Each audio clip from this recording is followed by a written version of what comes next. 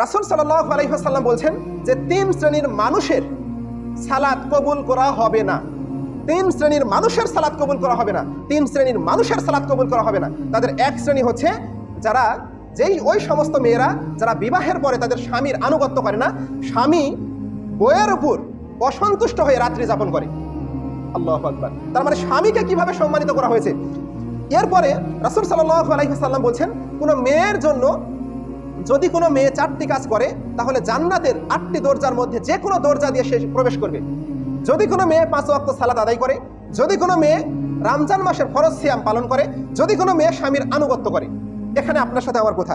এবং 4 হচ্ছে যেই মেয়ে তার লজ্জাস্থানের হেফাজত করবে। তার মানে সালাত সিয়ামের পরেই রাসূল সাল্লাল্লাহু আলাইহি ওয়াসাল্লাম বলছেন যে স্বামীর আনুগত্য করতে হবে। যদি কোনো মেয়ে সালাত আদায় করে, যদি কোনো মেয়ে সাওম পালন করে, যদি কোনো মেয়ে নিজের লজ্জাস্থানের হেফাজত করে কিন্তু স্বামীর যদি আনুগত্য না করে, এর জন্য জান্নাত হবে না, কখনো জান্নাতে যাইতে পারবে না। তো এখান থেকে বোঝা যাচ্ছে যে প্রত্যেক মেয়ের উচিত যদি সে স্বামীকে মেনে নিয়ে খাইতে পারে, তিতা যদি লাগে তারপরেও স্বামীকে মেনে খাইতে হবে, যদি মিষ্টি লাগে তারপরেও স্বামীকে মেনে নিয়ে খাইতে হবে। আর যদি স্বামীর ব্যবহারে যদি অতিষ্ঠ হয়ে যায়, স্বামীকে যদি একেবারেই মেনে নিতে না পারে, তাহলে ওই বউয়ের উচিত স্বামীর কাছ থেকে বা সে নিজেই খোলা তালাক যেন করে নেয়।